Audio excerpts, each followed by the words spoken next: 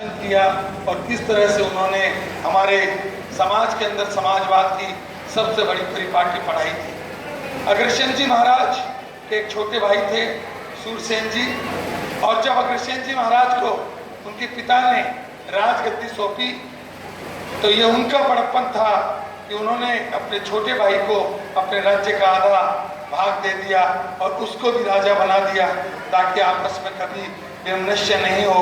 और उसके पीछे उन्होंने तर्क ये दिया कि भाई राज्य बहुत बड़ा है, मेरे से अकेले ये राज्य नहीं संभलेगा, इसलिए आधा राज्य तुम संभालो। लेकिन उसके पीछे दूरदृष्टि ये थी कि परिवार में अगर बराबर का बंटवारा होगा, बराबर का काम होगा तो कभी आगे झगड़ा नहीं होगा। जिस बात को राधेश्याम जी ने आपके सामने कही, मैं उस बात को आपके सामने आगे लेके चल रहा हूँ कि उनके 18 पुत्र थे और उस जमाने में पशु बलि हुआ करती थी, लेकिन 17 यज्ञ तक पशु बलि हुई। लेकिन जब 18वां यज्ञ हो रहा था और जब घोड़े की बलि होने की बात आई और उस समय अग्रसेन जी के मन में ये विचार आया, इतनी पशु की बलि अगर मैं राजा होके दूंगा तो हमारी प्रजा किस तरह पशुओं को बचाएगी। और उन्होंने कह दिया कि मैं 18वें यज्ञ में अब पशु बलि मेरे राज्य में कभी नहीं होगी। तो गुरु लोगों ने कहा कि तुम राजपूत हो, राजपूत धर्म है पशु की बलि देना, अगर आप बलि नहीं देते हो तो यज्ञ अधूरा रह जाएगा।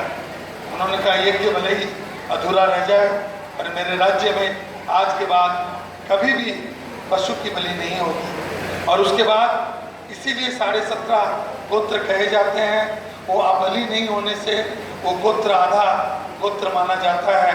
जो सिंगल वगैरह गोत्र हैं वो उस आधे गोत्र में आते हैं।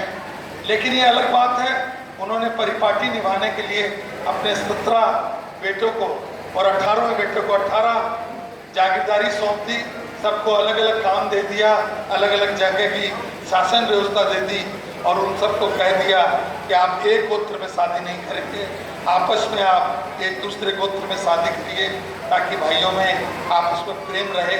और इस तरह से अग्र समाज की स्थापना हुई और उनके शासन में कोई भेदभाव नहीं था।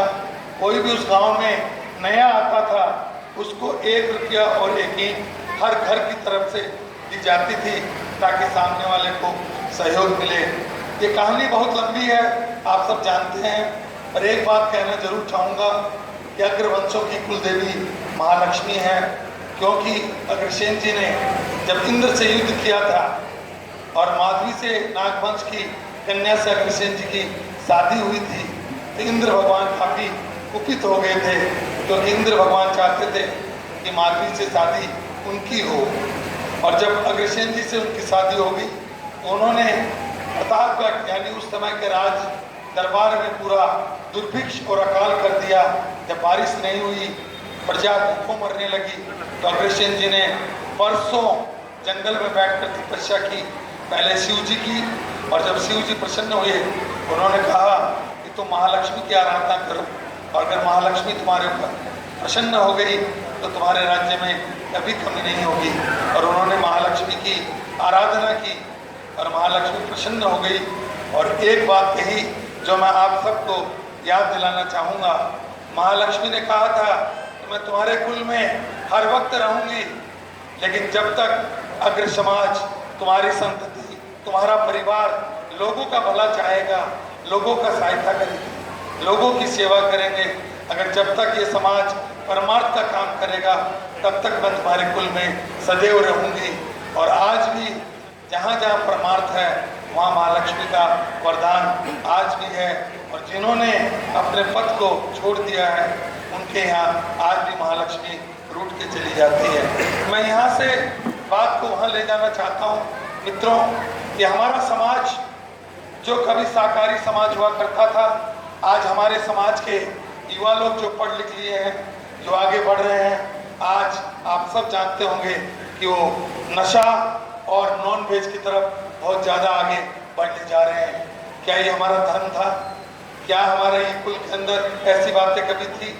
लेकिन इस पथ से अगर हम अलग होते जाएंगे तो आप खाने पीने के अंदर, आप नशे के अंदर अपना स्वभाव तो बिगाड़ सकते हैं, पर लेकिन आपके ऊपर जो संस्कारों की परत जमी हुई है वो संस्कार आपके धीरे धीरे मिट जाएंगे और उसके बाद कभी भी आप इस समाज का जो गौरव हम लोग सबके ऊपर में था वो कभी नहीं होगा। हमारे सांसद हैं जुएलाराम जी, सुंदरगढ़ के सांसद जुएलाराम जी आदिवासी सांसद हैं।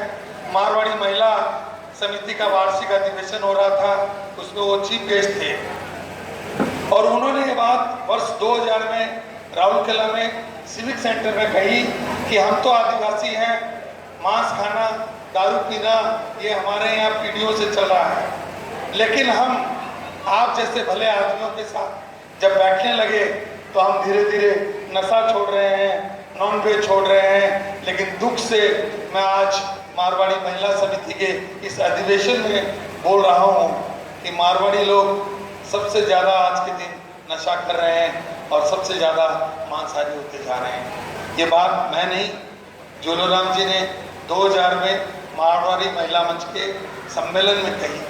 अगर किसी दूसरे समाज में हमारी ये प्रतिष्ठा हो रही है तो क्या हम सही रास्ते पे चल रहे हैं?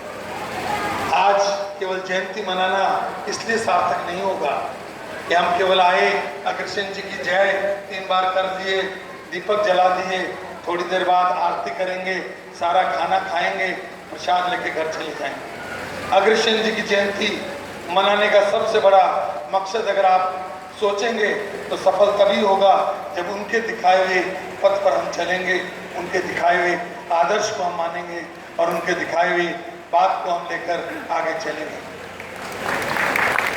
मित्रों, ये तो थी अग्रसेन जी की बात। आज जयंती है इसलिए उनको नमन करते हुए मैंने थोड़ी सी बात आपके सामने कही, पर मैं हमारे विधायक जी के मन की बात को लेकर आपके सामने आगे बढ़ता हूँ। जो पीड़ा उन्होंने दिखाई कि भूखों को खाना खिलाना, जरूरतमंदों के साथ रहना, भाई और माँ बाप की सेवा करना, आज के ज़माने में इसकी कमी हो रही है और कहीं ना कहीं ये कमी हर जगह हो रही है। इसलिए ये पीड़ा हमारे विधायक महोदय के मन से बात निकली है। मैं एक छोटी सी बात आपके सामने कहना चाहता हूँ। एक माँ बाप थे, उन्होंने अपने बच्चों को बहुत अच्छा पढ़ाया। बच्चा जब पढ़ लिया तो नेचुरल अच्छी नौकरी मिली, गांव में नहीं रहना। माँ बाप खेती करते थे, बड़े कष्ट से जो भी पैसा इकट्ठा हुआ उस पैसे से उन्होंने अपना बेटे का कैरियर बनाया ताकि बेटा बड़ा होगा तो हम इस बेटे के सहारे अपना जीवन बिताएंगे। बेटा अच्छा पढ़ा भी, अच्छी नौकरी लगी, बेटा विदेश चला गया, माँ बाप यहाँ रह गए। बेटा कभी कभी बात कर लेता था, माँ बाप को बराबर कहता था कि आप अमेरिका आ जाओ। माँ बाप बार बार मना करते थे कि नहीं, हम अमेरिका नहीं जाएंगे, हम लोग गांव में ठीक हैं। लेकिन बहुत बार प्रयास करने के बाद एक बार माँ बाप ने सोचा, बेटा जब इतना प्यार से बुला रहा है तो एक बार अमेरिका चलते हैं। और माँ बाप दोनों अमेरिका चले गए। वहाँ देखा कि बेटा और बहू दोनों नौकरी कर रहे हैं और उनके पास समय नहीं है। माँ बाप तो यहाँ पर अपने क्या कहने, अच्छी नहीं लग रही है बात। अगर बातें अच्छी नहीं लगे तो मैं बातें बंद कर दूं, आपकी बातें सुनूं। केवल 10-15 मिनट दे दीजिए, उसके बाद आप और आपकी बातें, आपका घर सब रहेगा आपस में। एक चुटकुला लोगों ने लिखा मैसेज व्हाट्सएप पे, आप सब पढ़े होंगे कि एक जगह 2 महिलाएं बैठी थी और दोनों ही चुप थी। सारे लोग ठहठा के हंसने लगे। इससे बड़ा जोक तो कोई हो ही नहीं सकता कि 2 महिलाएं एक जगह बैठे और वो चुप रह जाएं। मेरी बात बुरा मत मानिएगा, मैं चाहूँगा कि ये बातें आप सीखें, आप आगे बढ़ेंगी। यहाँ माताएं बैठी हैं जिन्होंने उम्र देखी है, जिन्होंने वो संस्कार देखे, आपने वो सब नहीं देखे। वो सारी चीज़ों को आप जब अनुभव करेंगी तब आपको पता लगेगा, क्योंकि आज आपके बच्चे छोटे हैं, कल ये बच्चे बड़े होंगे, तब आपको पता लगेगा कि बच्चे किस तरह से पाले जाते हैं और किस तरह से वो आगे चलते हैं।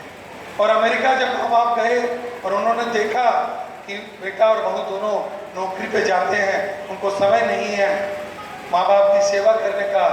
माँ बाप तो यहाँ सोच के गए थे कि 6 महीना तक वहाँ रहेंगे, इतना दिन से बुला रहा है। जब 1 हफ्ता बीता, 10 दिन बीते, बहू बेटे को कहने लगी तुम्हारे माँ बाप वापस कब जाएंगे? लड़का बोला अभी तो आए हैं, 5-7 दिन में भेज दूंगा। 2-4 दिन और बीते। लड़के ने धीरे से अपने पिताजी को कहा कि आप वापस कब जाएंगे? पिताजी अवाक हो गए, अरे हम अभी तो आए हैं, हम तो गांव में बोल के आए कि 6 महीना तक वहाँ रहेंगे, और तू 10 दिन में बोलता है कि वापस कब जाएंगे?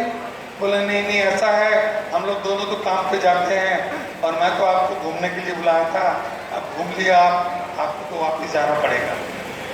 पिताजी को बड़ी पीड़ा हुई, जिस बेटे को मैंने इतनी मेहनत से पढ़ाया और आज वो मेरे को 10 दिन में कहता वापस कब जाएंगे।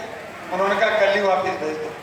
माँ बाप दोनों आ गए और आने के बाद उन लोगों ने अपने बेटे से रिश्ता तोड़ लिया और ये कहकर कि ये बेटा हमारा क्या है, जो बेटा मुझे 5 दिन 10 दिन अपने पास नहीं रख सकता, ऐसी औलाद का मैं क्या करूँ। ये तो एक उदाहरण है मित्रों, ऐसे हजारों उदाहरण हैं जहाँ पर कोई माँ को वृद्धाश्रम में छोड़ आता है, जहाँ कोई बाप को कहीं और छोड़ आता है। ऐसे उदाहरण आज के ज़माने में बहुत है और इन सब के लिए तो अगर कोई जिम्मेदार है तो हम खुद जिम्मेदार हैं, क्योंकि हम पैसे की हवस में अपने संतान को इतना पढ़ाते हैं कि हम चाहते हैं कि उसको प्यार नहीं देते, वो पैसे कमाने की एक मशीन बन जाए। लड़के स्कूल से आए, आज के दिन जो माताएं बहनें पुरानी बैठी है उन सबको अनुभव होगा कि जब बच्चे हम जब स्कूल से आया करते थे तो हमारी माँ स्कूल से आते ही कहती थी बेटा स्कूल से आ गया, बैठ नाश्ता कर, और खाना खिलाती थी और तुरंत कहती थी खेलने चला जा। अगर हम ये कहते थे कि हमको होमवर्क करना है तो डांटती थी कि स्कूल में इतना पढ़ के आया है और अब जाके तुम खेल।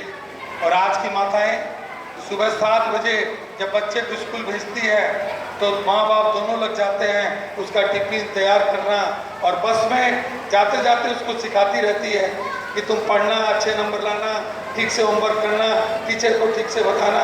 वो लड़का घुटता रहता है और जब लड़का 1 बजे तपती धूप में बस में आता है, माँ लेने जाती है, बस से उतरते ही हंस के उस बच्चे को माँ नहीं पूछती कि बेटा कुछ टिफिन में खाया क्या, और बच्चे को देखते ही बोलती है आज क्या होमवर्क मिला, टीचर को तुमने क्या कहा, टीचर तुमको क्या। वो घर तक जब तक जाता है तब तक माँ केवल पढ़ाई की बातें उसको पूछती रहती है, एक बार ये नहीं पूछती कि तुमने नाश्ता किया क्या।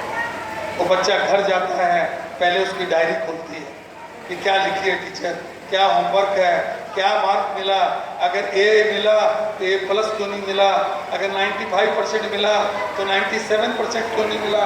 ये हवस जो आपके अंदर बच्चों को पढ़ाने की है, प्रेम आप उसको देते नहीं।